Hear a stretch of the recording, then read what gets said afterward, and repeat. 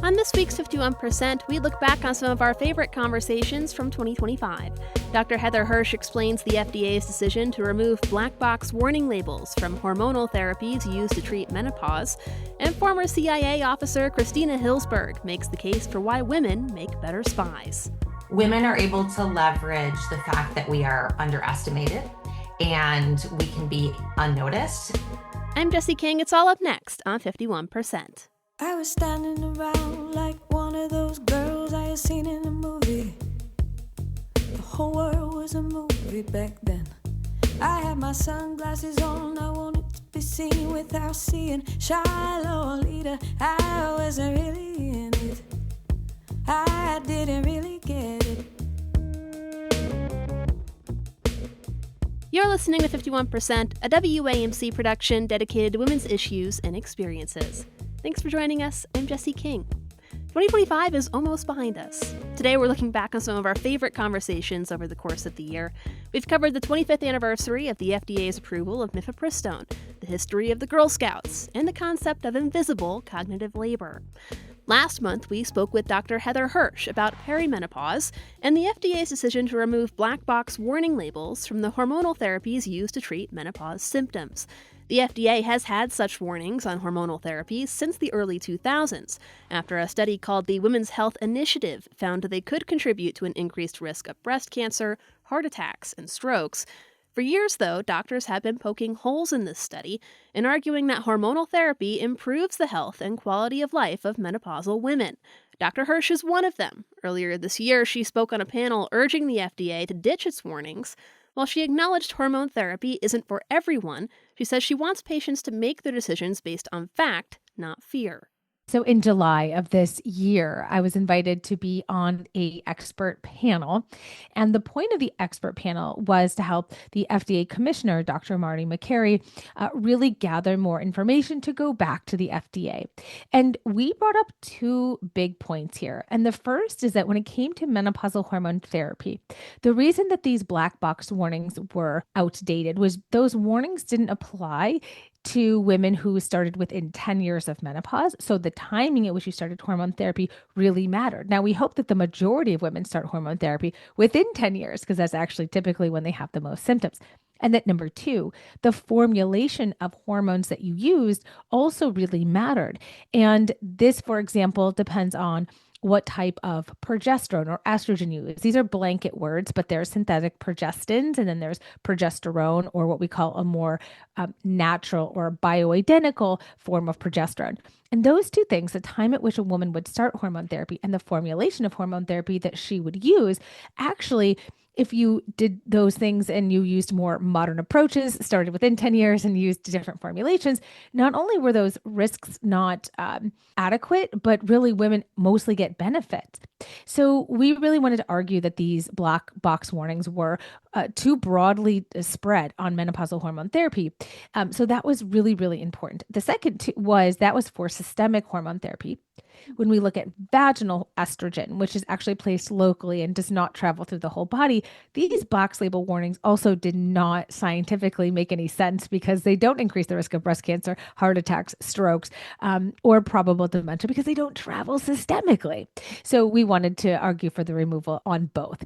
And then after that panel, we didn't hear terribly much until, early in November. And I got word that I was invited to head back to the FDA to do a separate podcast with Dr. Marty Makary on this topic. And then, of course, we had the box label removal on both systemic and vaginal estrogen in early November.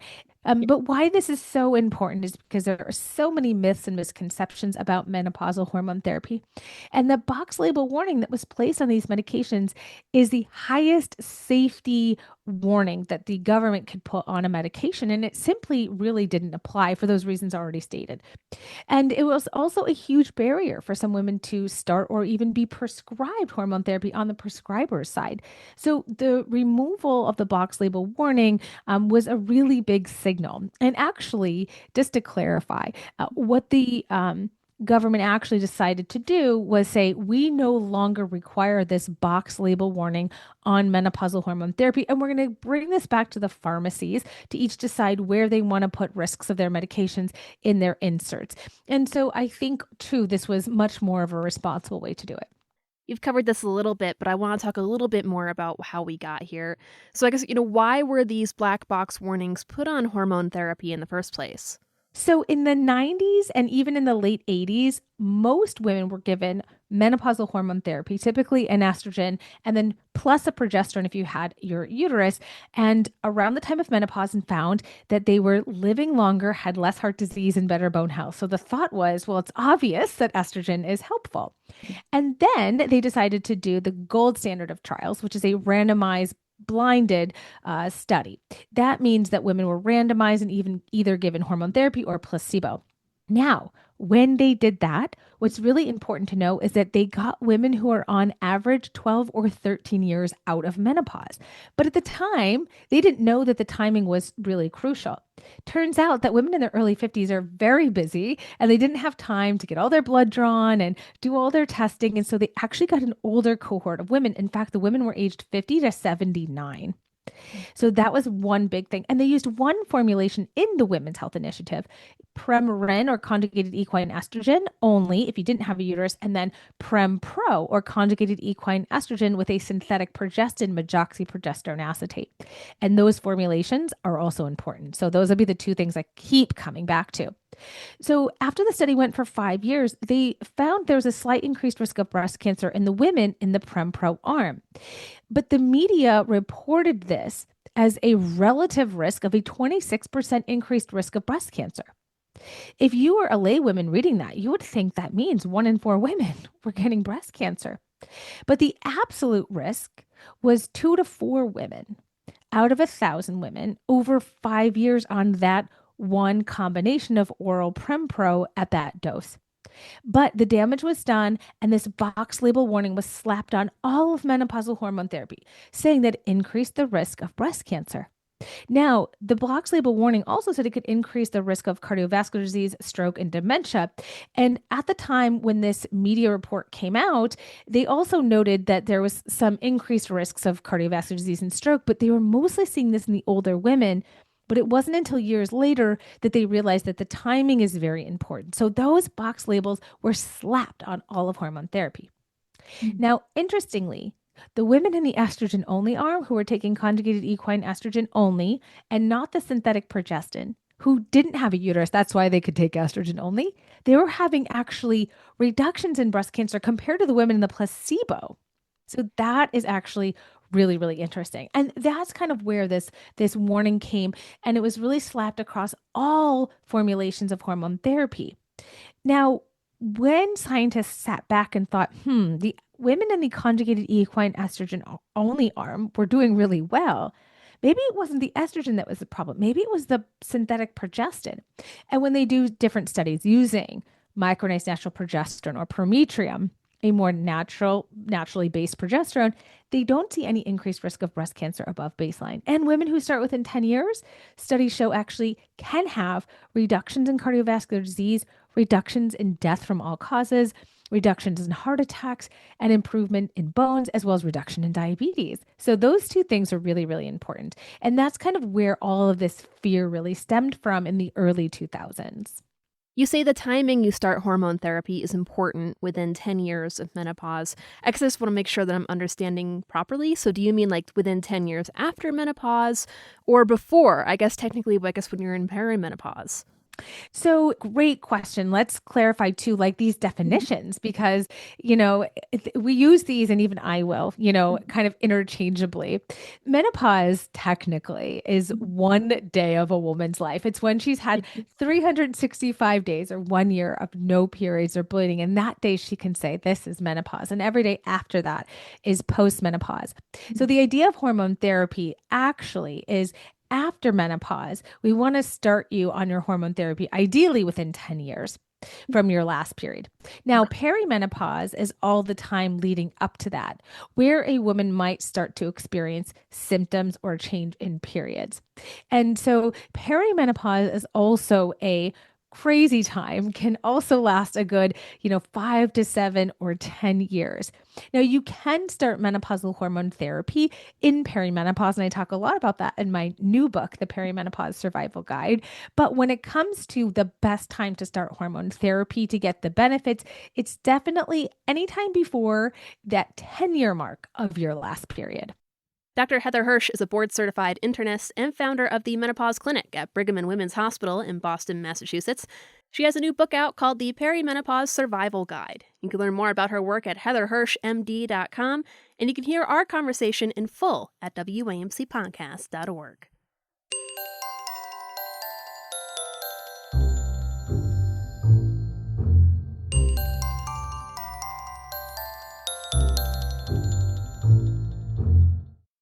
"2025 was a financially challenging year for Planned Parenthood. In addition to losing Title X funding, the One Big Beautiful Bill Act passed by Congress and signed by President Trump over the summer effectively blocked Planned Parenthood clinics from receiving Medicaid funding. The law technically denies funding for abortion providers and affiliated clinics that received more than $800,000 in Medicaid funding in 2023. But Planned Parenthood is the main provider that falls under that criteria. Now, to be clear, the federal government already does not provide funding for abortions, but Planned Parenthood clinics rely on the Medicaid funding they receive from other services, like birth control, cancer screenings, and STI testing. Planned Parenthood President and CEO Alexis McGill Johnson warned earlier this year that the move could cause many clinics to close. We spoke with Johnson shortly before the Big Beautiful Bill was signed into law. It would mean that nearly 200 Planned Parenthood health centers in about 24 states would be at risk of closure, and more than 90% of those health centers, those closures, would be in states where abortion is actually protected and legal. So in many ways, not only would the impact of this bill passing mean that, so many patients would be limited in their access to birth control, to STI testing and treatment, to breast cancer screenings and wellness exams. It would also mean that in those states where abortion is legal, that there would be fewer appointments available, there would be fewer providers available, and that would impact, again, the ongoing public health crisis as it relates to the world post-obs. You mentioned, I think you said 24 states, and not all of them currently restrict abortion. Tell me more about the locations here. Yeah, I think that when you look at how the states that have been able to take advantage of Medicaid as as a broad insurer in their communities, many of those states are states that have expanded access to healthcare under the Affordable Care Act.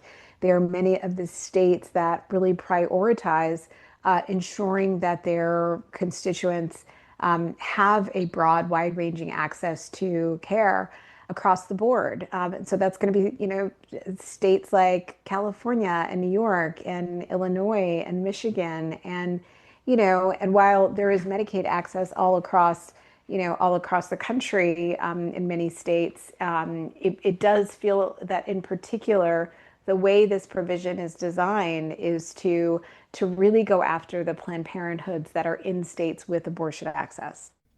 Well, obviously, as you noted, Planned Parenthood does more than just abortions. How would these closures impact your patients? Well, look, we're already in a precarious time, right? Healthcare in general is in a precarious time, and we have been at minimum since COVID, and then you layer on the Dobbs decision, and then you layer on these attacks on Medicaid defunding, and we have obviously a lot of services that Planned Parenthood provides. When you start to take away health centers and the provision of care, it means that people may delay their care longer or seeking access to care until they can travel longer distances in order to get that. It may mean that forgo all care altogether, right? And so, we have like a state like Georgia, for example, which has, about only half of the counties in Georgia have an OBGYN.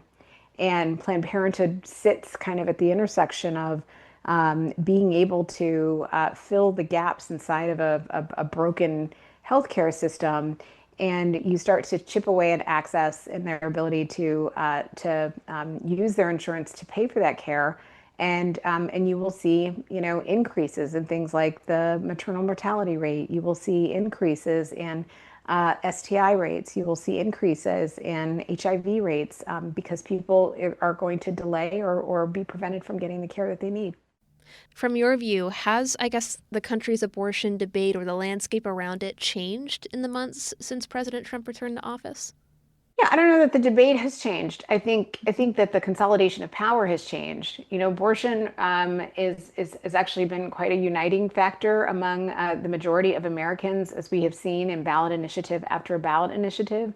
When people are allowed to vote directly on whether or not they want to preserve or even expand abortion access, they overwhelmingly vote in support. What has changed over the years has been a capture and consolidation of power of state houses and judges by anti-abortion politicians and jurists. And in that regard, again, it requires the people to stay vigilant to ensure that they are voting and holding these electeds accountable for the decisions that they are making that are completely counter to where the people sit. I see an expansion of abortion public opinion in many ways. I see a broader understanding of how abortion bans have made pregnancy more dangerous and a greater understanding of the abortion care that is needed in miscarriage management. And I think people are connecting the dots on, the fact that we are at much greater risk with fewer rights and that we need our elected officials to stand a lot stronger in defending our rights and freedoms. Alexis McGill Johnson is the president and CEO of Planned Parenthood. Since our conversation, Planned Parenthood has sued to strike down the provision. U.S. District Judge Indira Talwani of Massachusetts issued a preliminary injunction temporarily blocking it, but most recently, as of this taping anyway, a First Circuit panel rejected that order. In a separate lawsuit, 22 states and Washington, D.C. also challenged the provision. Judge Talwani recently issued another preliminary injunction blocking the provision from being carried out in those states, and as of this taping, that is still live. A report last month from Planned Parenthood found 20 of its clinics have closed so far since the signing of the Big Beautiful Bill.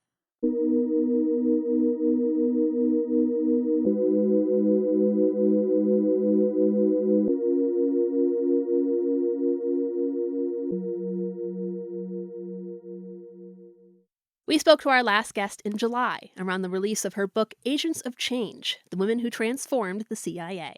Christina Hillsberg is herself a former intelligence officer for the CIA, where she specialized in African politics.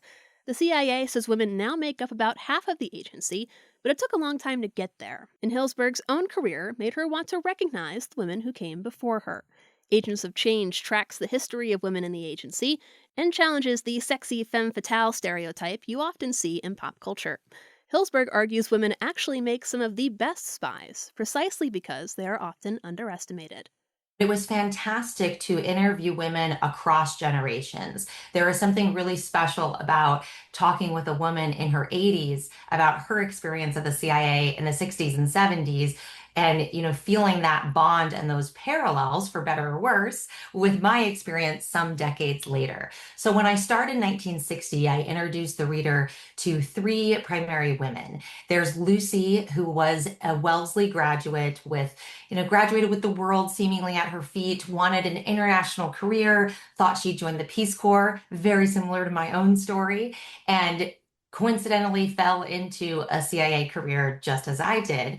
And so I trace her story going into China ops, doing covert influence campaigns. And then I also talk about a woman named Janine Bruckner, who became very important to the women's movement within the CIA and was responsible for a watershed moment when she actually sued the agency after she was wrongfully accused of sexual harassment later in the 90s. So we follow her upward trajectory and then unexpected downfall in the way she turned that around in her life. And really, really fascinating story. And then the third woman that we start with is a woman named Marty Peterson, who was the first woman to operate clandestinely in Moscow in the 70s. And she actually began as what they called a CIA wife.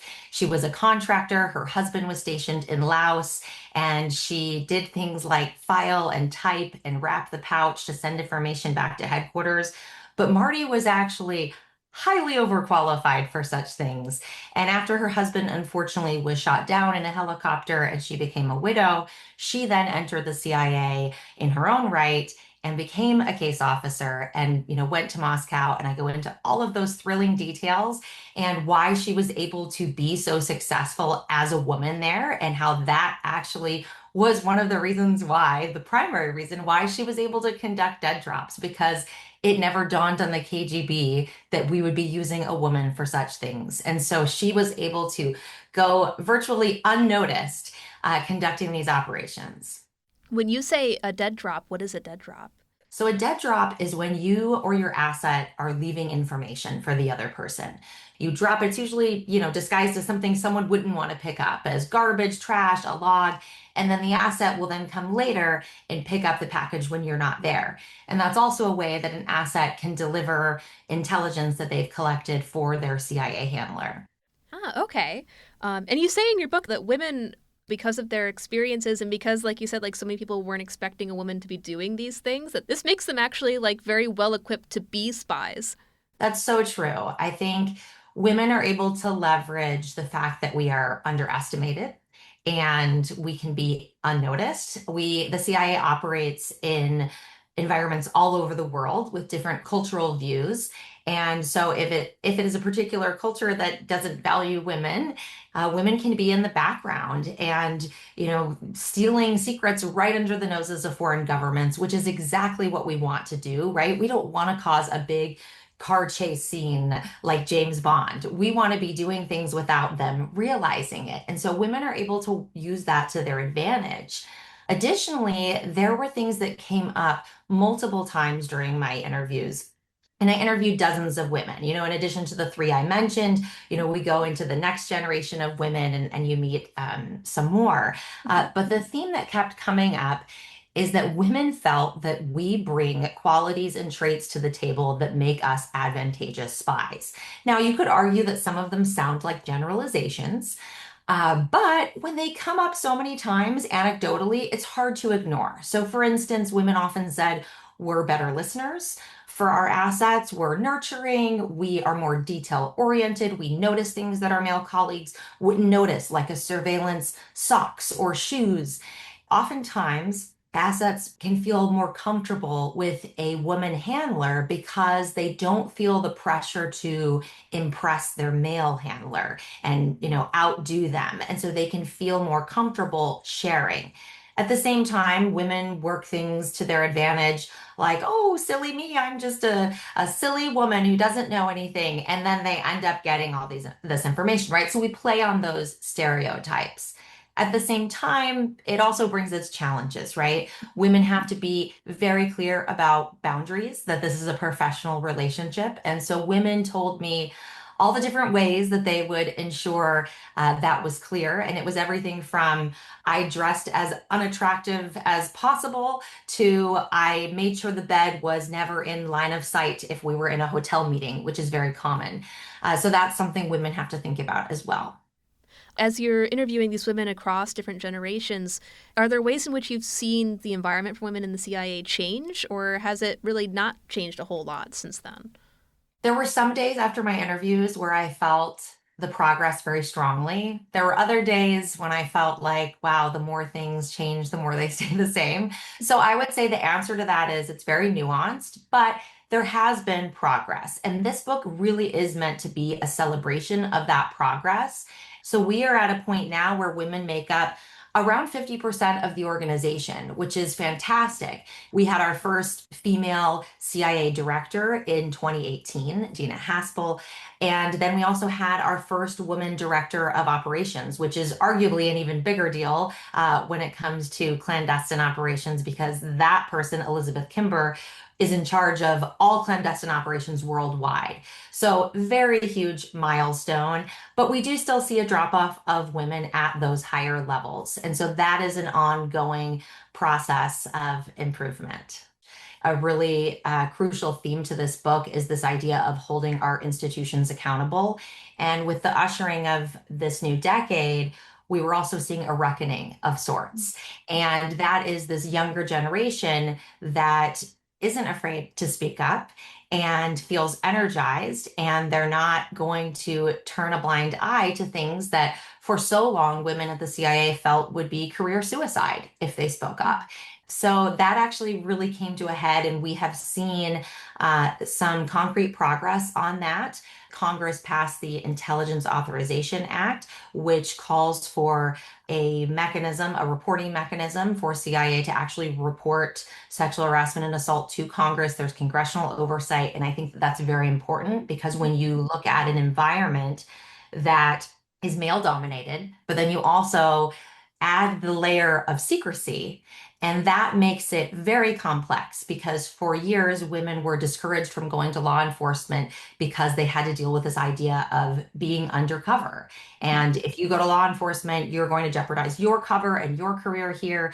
You will jeopardize your colleagues' cover who you're accusing. And, it's a federal crime to release an agency officer's name, who's undercover. And so a lot of intimidation. So having those women come up and speak up and go to Congress and establish this is very important. So that is a big step towards progress as well. I guess I'm wondering, do you share any of your own experiences in the book? What would you say the job is like? Because I feel like for most of us, it sounds very Hollywood. Yes, there are so many things that we see on TV that give us the wrong idea about espionage. The number one being that people often think that women are exchanging sex for foreign intelligence, which is 100% not the case.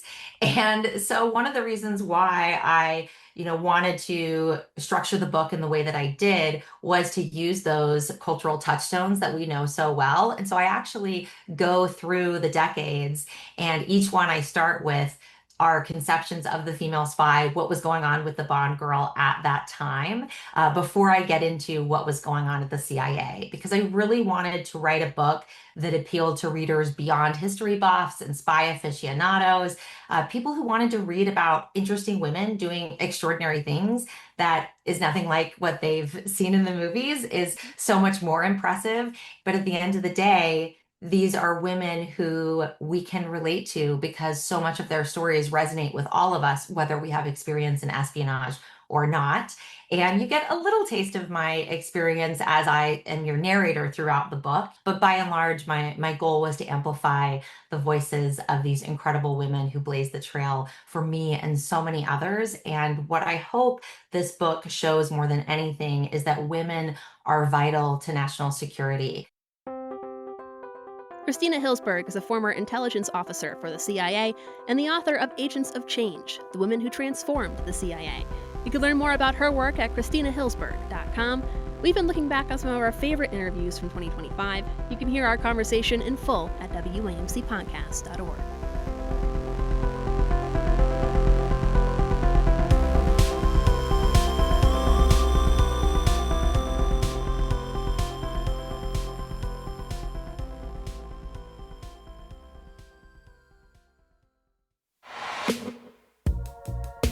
Thanks for listening to this week's 51%.